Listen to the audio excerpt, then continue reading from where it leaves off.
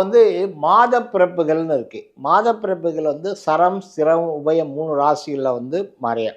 So வந்து முதல்ல வந்து மேஷத்துக்கு வந்து பிரம்மாதி புண்ணிய காலம். பிரம்மாதி புண்ணிய காலம். அதாவது ரிஷபத்துக்கு வந்து விஷ்ணுபதி புண்ணிய காலம். 3வது மிதுனத்துக்கு வந்து ஷடசீதி புண்ணிய காலம். ஸோ வந்து உங்களுக்கு மாத பிறப்பு எப்படி வருகிறத பொறுத்து இருக்கு.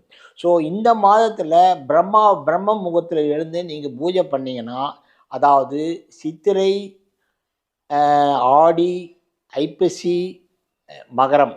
மகரம்னா உங்களுக்கு தை மாதம். இந்த 4 மாதத்தில் பிரம்ம பூஜைகள் வந்து பிரம்ம முகூர்த்தத்தில் பூஜை பண்ணக்கூடிய பூஜைகளுக்கு பலன் அதிகம் இருக்கும். மாத பிறப்பு வந்து பிரம்மாவுக்கு அது.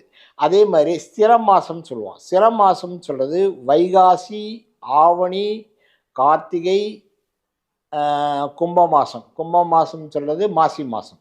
ஸோ இந்த 4 மாதம் ஸ்திரம். இது வந்து விஷ்ணுபதி புண்ணிய காலம்னு சொல்லுவோம். இந்த விஷ்ணுபதி புண்ணிய காலத்தில் விஷ்ணுவோட எப்போ எத்தனை மணிக்கு மாறுதுன்னு பார்த்துட்டு அன்றைக்கி வந்து பூஜை பண்ணிங்கனாலோ, விஷ்ணுவை வந்து தரிசனம் பண்ணாலோ, விஷ்ணுவுக்கு உண்டான துளசி மாலை போட்டு நீங்கள் பண்ணாலோ, துளசி அர்ச்சனை பண்ணாலோ உங்களுக்கு எஃபெக்ட் இருக்கும். எனக்கு துளசி மாலை போட முடியல, துளசி அர்ச்சனை பண்ணணும்னா, துளசி நிறைய கையில் எடுத்துகிட்டு ஒரு ரவுண்டு சுற்றிட்டு வந்துட்டு ஒரு துளசியை வந்து கொடி மரத்தில் போடணும்.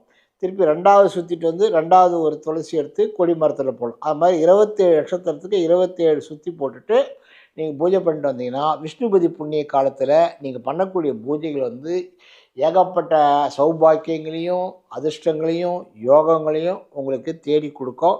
அது ரொம்ப ரொம்ப முக்கியமானது. அதை நடைமுறையில் பண்ணி பலன் பெற்றிருக்கிறாங்க.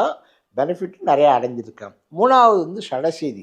ஷடசீதின்னு சொல்கிறது எப்படின்னா, ஆனி மாதம், புரட்டாசி மாதம், மார்கழி மாதம், பங்குனி மாதம். இந்த 4 மாதம் வந்து ஷடசீதம்.